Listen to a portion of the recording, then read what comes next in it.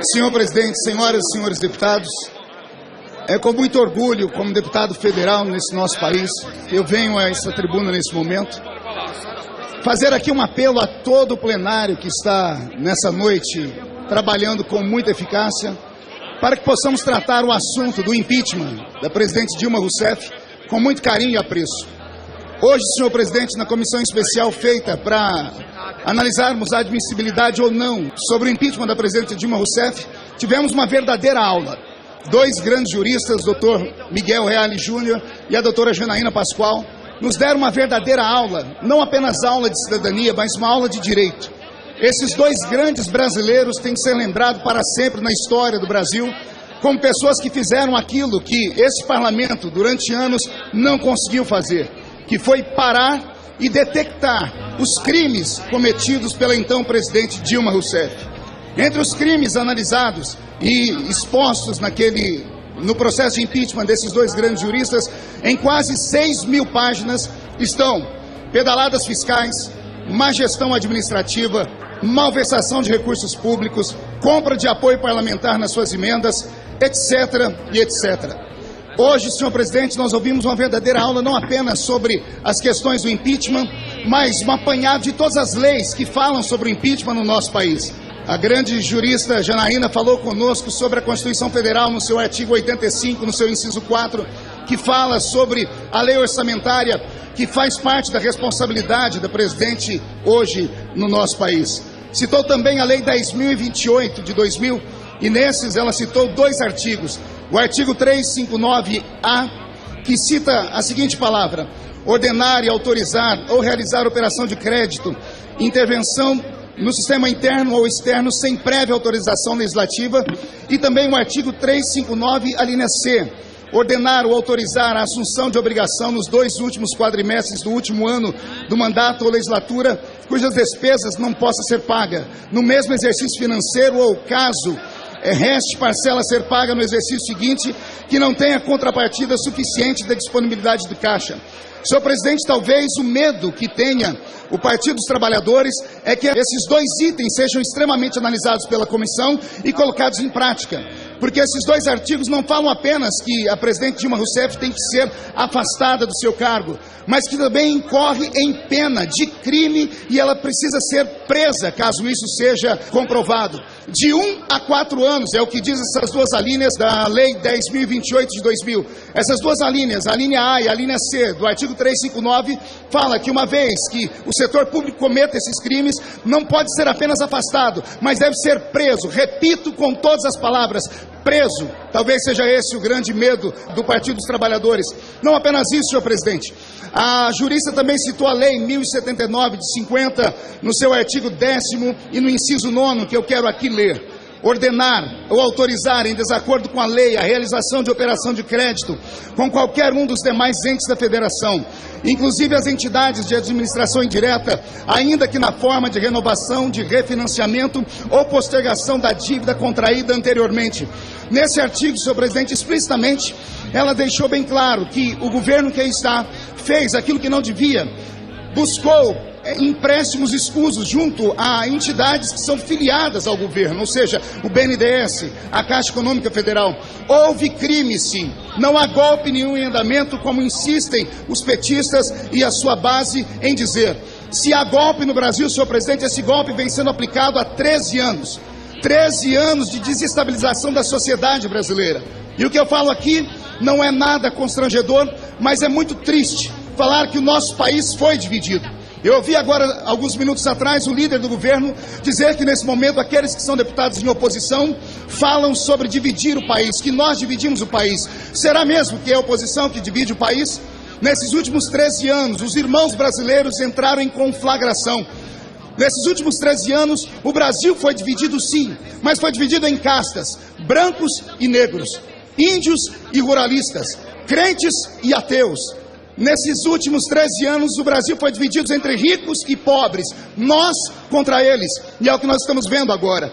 Cada vez que um petista, alguém que é oposição ao impeachment, vem ao microfone da casa e grita golpe, e repete golpe, e mais uma vez fala em golpe, isso não atinge mais os ouvidos desse parlamento. atinge os ouvidos da população brasileira. E a população brasileira que está lá na ponta, aquele que é inculto e é incauto, e ouve as mentiras deflagradas por eles, acabam ficando consternados. Foi dito por aí, senhor presidente, que uma vez terminando o governo da presidente Dilma Rousseff, simplesmente terminará o Bolsa Família. A Minha Casa Minha Vida deixará de existir. Nós temos provas disso, nós temos documentos, filmagens de carros que saíram, de carros de som que andaram pelo país, na última manifestação que houve do PT, chamando as pessoas para virem para a rua, porque se não viessem e a presidente Dilma sofresse o impeachment, todos os projetos sociais que esse governo fez cairiam por terra. Não há uma mentira mais deslavada do que essa. Eu conheci as mentiras do grande Partido dos Trabalhadores logo que cheguei nesta casa. Quando entrei nesta casa em 2011, o meu partido era da base do governo. 2 meses depois, no primeiro embate que tive com petistas, eu me assustei e descobri que eles são capazes de fazer qualquer coisa para se manterem no poder.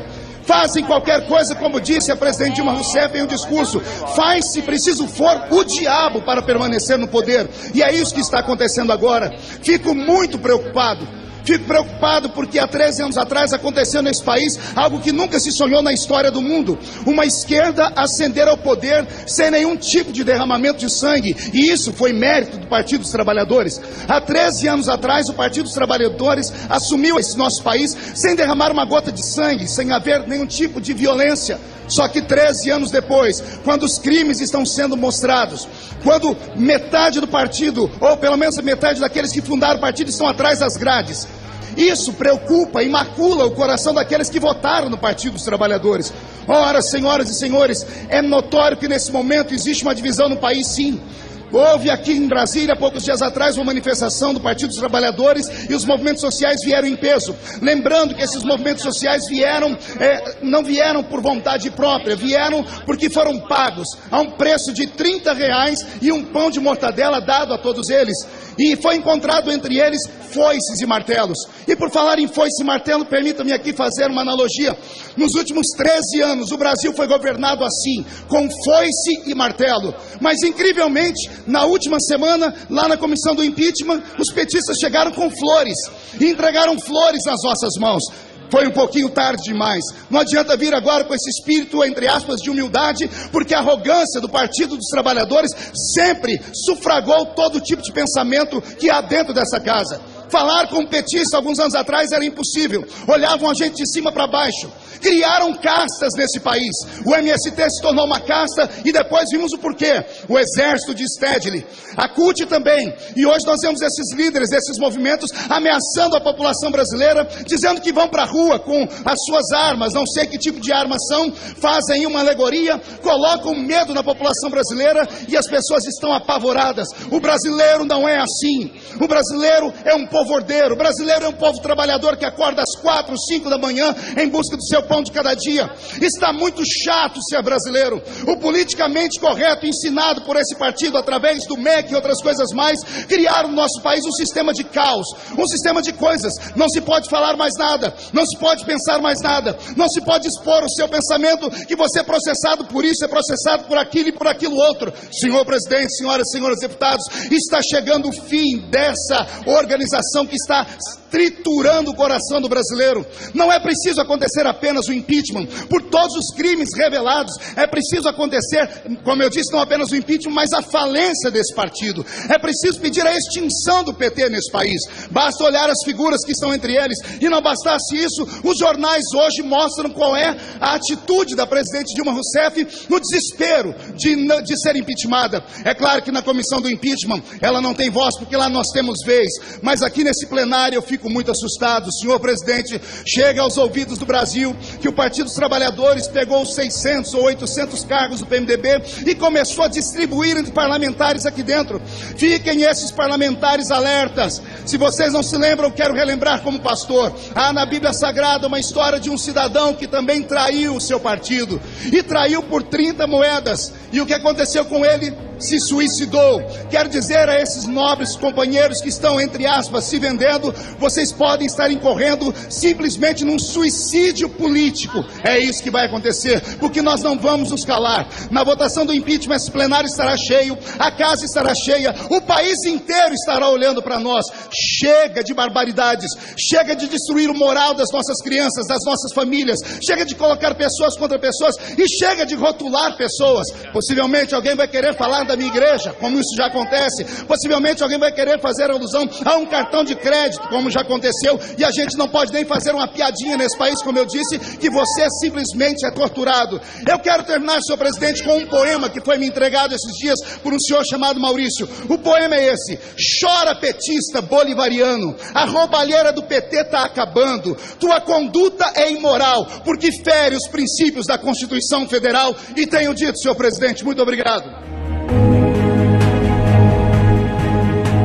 Forma de renovação, de refinanciamento ou postergação da dívida contraída anteriormente. Nesse artigo, senhor presidente, explicitamente, ela deixou bem claro que o governo que aí está fez aquilo que não devia, buscou empréstimos escusos junto a entidades que são filiadas ao governo, ou seja, o BNDES, a Caixa Econômica Federal. Houve crime, sim. Não há golpe nenhum em andamento, como insistem os petistas e a sua base em dizer. Se há golpe no Brasil, senhor presidente, esse golpe vem sendo aplicado há 13 anos. 13 anos de desestabilização da sociedade brasileira. E o que eu falo aqui não é nada constrangedor, mas é muito triste falar que o nosso país foi dividido. Eu ouvi agora, alguns minutos atrás, o líder do governo dizer que nesse momento aqueles que são deputados em oposição falam sobre dividir o país, que nós dividimos o país. Será mesmo que é a oposição que divide o país? Nesses últimos 13 anos, os irmãos brasileiros entraram em conflagração. Nesses últimos 13 anos, o Brasil foi dividido sim, mas foi dividido em castas, brancos e negros, índios e ruralistas, crentes e ateus. Nesses últimos 13 anos, o Brasil foi dividido entre ricos e pobres, nós contra eles, e é o que nós estamos vendo agora. Cada vez que um petista, alguém que é oposição ao impeachment, vem ao microfone da casa e grita golpe, e repete golpe, e mais uma vez fala em golpe, isso não atinge mais os ouvidos desse parlamento. Atinge os ouvidos da população brasileira. E a população brasileira que está lá na ponta, aquele que é inculto e é incauto, e ouve as mentiras deflagradas por eles, acabam ficando consternados. Foi dito por aí, senhor presidente, a Lei 10.028 de 2000, e nesses ela citou 2 artigos. O artigo 359-A, que cita a seguinte palavra: ordenar e autorizar ou realizar operação de crédito, intervenção no sistema interno ou externo sem prévia autorização legislativa, e também o artigo 359, a linha C, ordenar ou autorizar a assunção de obrigação nos 2 últimos quadrimestres do último ano do mandato ou legislatura, cujas despesas não possa ser paga no mesmo exercício financeiro ou, caso reste parcela a ser paga no exercício seguinte, que não tenha contrapartida suficiente da disponibilidade do caixa. Senhor presidente, talvez o medo que tenha o Partido dos Trabalhadores é que esses 2 itens sejam extremamente analisados pela comissão e colocados em prática.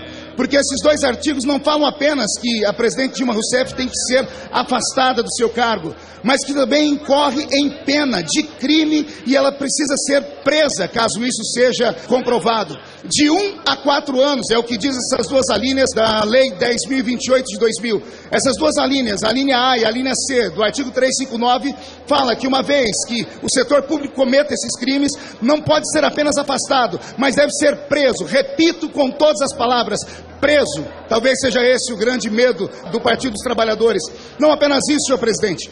A jurista também citou a Lei 1079 de 50, no seu artigo 10º e no inciso 9º, que eu quero aqui ler. Ordenar ou autorizar, em desacordo com a lei, a realização de operação de crédito com qualquer um dos demais entes da federação, inclusive as entidades de administração indireta, ainda que e os movimentos sociais vieram em peso. Lembrando que esses movimentos sociais não vieram por vontade própria, vieram porque foram pagos a um preço de R$30 e um pão de mortadela dado a todos eles.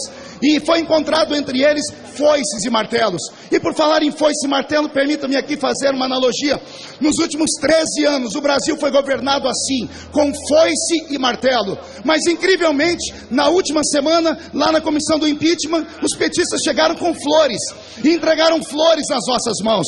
Foi um pouquinho tarde demais. Não adianta vir agora com esse espírito, entre aspas, de humildade, porque a arrogância do Partido dos Trabalhadores sempre sufragou todo tipo de pensamento que há dentro dessa casa. Falar com petistas alguns anos atrás era impossível. Olhavam a gente de cima para baixo. Criaram castas nesse país.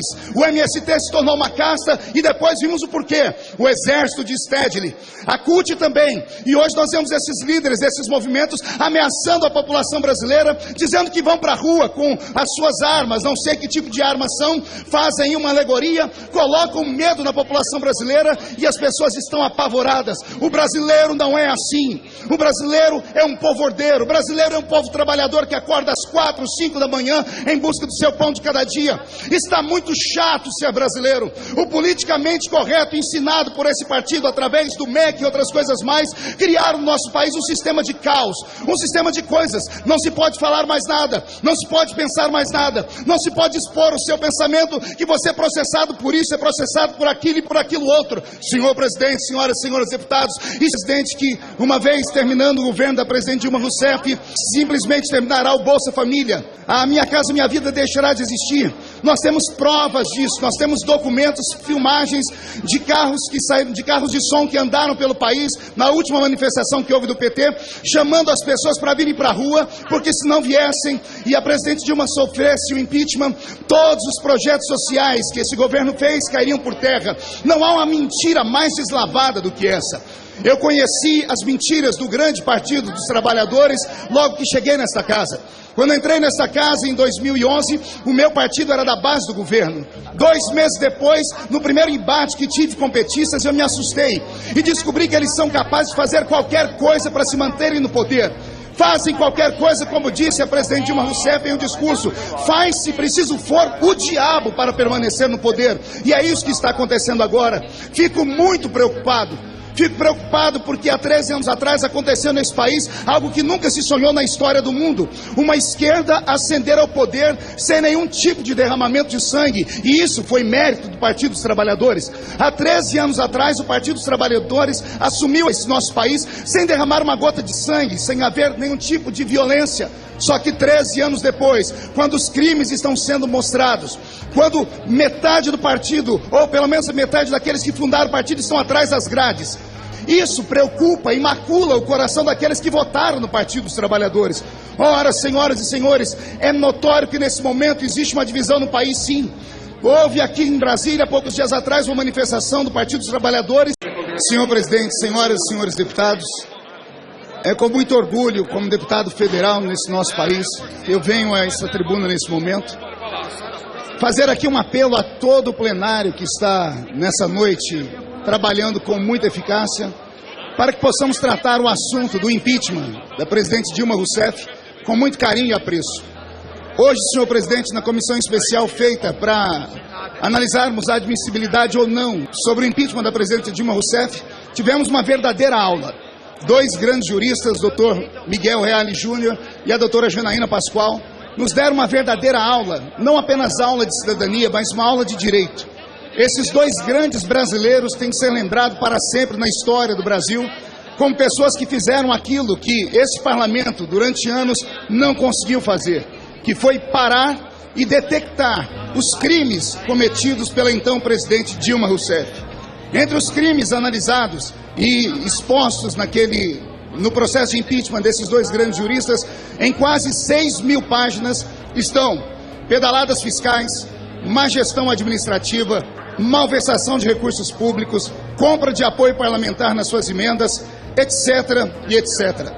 Hoje, senhor presidente, nós ouvimos uma verdadeira aula não apenas sobre as questões do impeachment, mas um apanhado de todas as leis que falam sobre o impeachment no nosso país.